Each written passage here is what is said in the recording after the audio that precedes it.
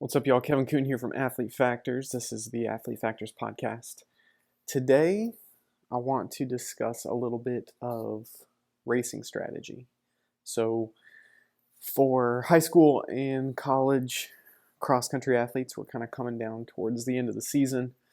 For my homeschool high school athletes, like we basically have 2 weeks left. So, training is starting to shift. We're cutting back on volume, making sure that we're prioritizing as much recovery and repair and priming adaptations as much as possible. So, going into our last race or two, feeling fresh, feeling not worn out from a hard week's training. Still putting in some serious intensity, but starting to cut back on that volume. So for those who may be listening and want to ensure that they're putting themselves in the best possible position to PR or to race well when it counts, I encourage you to check out the podcast episode I did with Elliot Ferris on peaking and tapering. And it's a really good one just because we kind of talk through some of the science of that and discuss some of the things that we know fairly concretely and the stuff that's a little bit more out in the ether and figuring out like, okay, what's a legitimate strategy here? So that's super important. But when it comes to racing your best at the end of the season, what can be really tough is mentally, you may not be super sharp just because depending on when you started your preseason training, like the season can be relatively long, 20 plus weeks, depending on when you really start to grind things out. So all that to say, I was discussing last week with some of my athletes, and then this week as well with some of my athletes, just talking about some strategies. So I've also been continuing to read and listen to The Science of Running by Steve Magnus, and one of the parts that we just covered, or that I just read, had to deal with your ability to deal with pain and strategies to deal with pain or to deal with discomfort, let's say. So endurance sports is a game of attrition for the most part. I mean, you can be in the best shape physiologically. You could have the accumulated the most volume of mileage. You could accumulate the most volume when it comes to intensity. So like you could be physiologically in the best shape of anybody in the field, but that doesn't guarantee you the win, right? Or it doesn't guarantee that you'll race well in PR. So what are these other things that allow people to race well? So some people train really well and don't always race well, and some people train not so great but end up racing well. So what's going on there? So my advice with regards to this is primarily twofold. So when it comes to dealing with pain and figuring out, okay, how much can I really tolerate? Chunking the race into smaller sections is probably the most useful tool that I've found. So when it comes to either a harder workout or when it comes to racing, like a 5K race, I never ever view as a 5K race. I view it typically as a 3K race, a 3K tempo and a 2K race, or a 2-mile tempo and a 1-mile race. So instead of going into it and just having to mentally deal with, this is a 3.1 mile race. This is a lot that you have to stay focused and concentrated on while you're running, as well as preparation up unto your race. Like, that's a lot to be actively engaged mentally, mile number 1, and then stay on top of it, mile number 2. And then to continue through your last mile and point 1, especially for younger athletes, for high school athletes, that can be a pretty big ask. So instead of doing it that way, thinking about it, hey, I'm going to get into the mix as soon as the gun goes off. At the start, I'm going to get into the mix with the guys or girls that I know I need to be around, the individuals and athletes I know I can compete with. Get in the mix and then kind of go autopilot. Just make sure you're staying within, striking distance, within range, let's say, but you're not really trying to push the pace. You're not trying to necessarily get out front and lead. You're letting everybody else do all the work, and you are just sitting pretty, just staying relaxed. Mentally, you're not checked out. You're just, hey, I'm going to stay right here, but I'm going to let everyone else do all the work, and I'm just going to, it's kind of like the Peloton in cycling, right? Once you're in that Peloton, it's a whole lot less energy than if you're trying to put on a surge and trying to break away, or even if you're leading, right? So get in the pack and just do as only as much effort as is required to maintain that position, but thinking, positive thoughts, but not getting aggressive about where you're at in the race. As long as you get out and get into solid position, then you can you can reduce your mental stress load, which then should also equate to not feeling as physiologically stressed as well. So once you reach a certain point, though, depending on what your strengths and or weaknesses are, for the most part, because of my love for the middle distances, like the 800 and even the mile, 400, love that as well, the long sprint. Because of that, I had a lot of confidence in my ability to race a very solid last mile. So if maybe you don't have as much natural speed, but you've got a solid, you can stretch your kick out, maybe, let's say. So you don't have a ton of acceleration, but you've got a pretty solid top end.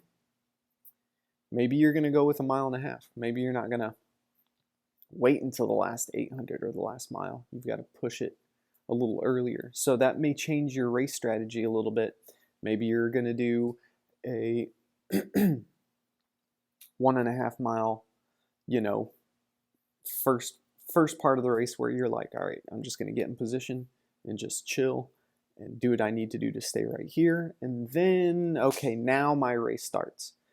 If your race starts right from the get-go, it's just a long time for you to be, on top of that. I'm not saying that there aren't really good runners who do that. Some people, they are just locked in tunnel vision from the get-go. But that can be really difficult to do all the time. So that's the first strategy I recommend. So making sure that you're not getting lackadaisical or just getting in position and then chilling. It's not like, okay, all right, now I don't really have to do anything until I reach, that 2 mile mark or whatever. You still have to be in it. You still have to physically be present, but you don't have to be necessarily racing the entire time. Especially because so many races are run using a negative split strategy. You can't go out, all out and race and race and race. You have to have a little bit of forethought. You have to have things planned out. So all that to say, chunk it into smaller bits. Okay, so that's what I would consider big chunking. And then another really solid strategy to deal with pain, and this is more of okay, I'm in pain right now. How do I deal with this? This is like the micro chunking. This is where I find the strategy of, okay, I'm going to maintain this pace regardless of what's happening around me. I'm going to do that until that turn up there, or until I reach that telephone pole, or until I can make it 100 meters. And then you reassess or you re-up, right? So you make it to that point and you say, okay, now I'm going to go till that spot. I'm going to maintain this pace till I get there. Or I'm getting towards the end, I have to speed up, and I'm going to speed up until I get to that spot. And then I'm going to maintain until the next spot. So these are much smaller chunks. This was a really useful tool for me running the 800. Instead of looking at it as a 2-lap race on a 400-meter track, I thought about it as 8 100-meter races, sort of. And that helped me out with pacing. That helped me out with staying more even between the 2 laps. It helps prevent you from, going way, way, way too fast on that first lap and then just crashing on the second one, where, I've won some races doing that, but it doesn't feel good and it's not pretty, and you don't usually want to do it again. So, so macro chunking, micro chunking, cutting your race into smaller pieces, and executing your strategy for those chunks. It has to be planned out. You can't just wait till last minute to be like, I'm not feeling good, so I'm going to employ this strategy of macro chunking. It's probably not going to work out too well. So going into it with a plan, going into it with some strategy, and this takes time to think about and to plan, but it's worth doing. In every other sport, there's always plays that you practice. There's a plan in order to execute, the strategy for your team, for the game. And in the sport of running, I feel like that's often left out. So, yeah, that's kind of that for today. I was using this strategy yesterday. I was doing 2 minutes on at race pace and 2-minute recovery, and I did about 8 rounds of that. And the first minute of that 2-minute on, it was not difficult. The second 2 minutes, I'm like, okay, this is starting to get hard. What do I do? Kind of what's my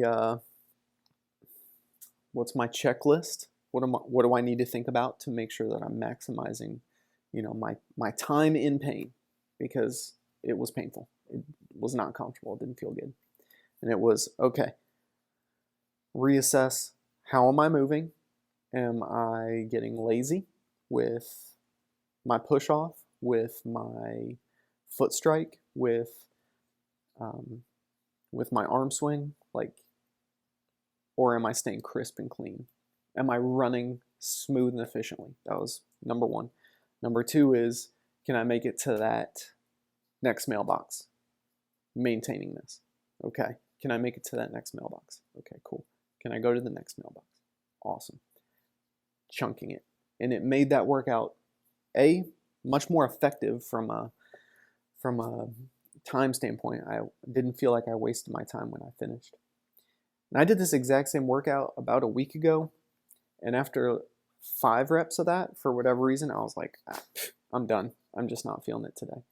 So my goal going into this workout yesterday was, I'm going to do better than that workout. I'm going to accumulate at least 1 more rep. So instead of 5, 2 minute on, 2 minutes off, I'm going to go 6. So instead of 10 minutes at race pace, I'm going to shoot for 12 minutes at least. That's my minimum goal. And when I got to 6, I was like, okay, can I do 1 more? Can I do 1 more and make sure that it looks and feels good? And I did that. And then I re-upped. Okay, can I do 1 more? Yeah, it's going to feel awful. Can I do it? All right, put in the work. Boom. Got it done. And then I was like, okay, that's I could do another one. I could probably go to 10. Maybe I could even do 12. At that point, I was like, did I apply the training stimulus? Did I accumulate more volume and more intensity than the previous workout? Perfect. Don't overdo it. What's the minimum effective dose to elicit a physiological response? That's what I need in order for long-term progression. So, yeah, that's the message I have for y'all today. Let me know if you guys have any strategies to deal with pain. Would love to hear about those, and yeah, maybe we'll do another episode kind of in the future to discuss that. Talking about more strategies to deal with discomfort. That's what it is. It's who can tolerate the most pain the longest. That's typically who wins. Not necessarily the person who's the most fit. It's who can be the most comfortable being uncomfortable. And that's highly correlated to your fitness level, but at the end of the day, racing pulls in this huge mental component that often, in spite of your fitness level, can be the determining factor. So that is it for me today, y'all. Got some good episodes coming up. I'll have a return guest next week to discuss some really awesome sport nutrition stuff that's going to be very, very practical and helpful for just about everybody, for almost every kind of athlete. So I'm really excited about that. And we'll get some other endurance running coaches on to discuss philosophy and success and how to work with, really young athletes all the way up to some more older elite athletes. And I'm super pumped to have some guests on. So awesome. That is it today, y'all. Thanks for watching and listening, and stay tuned for next week's episode. Adios.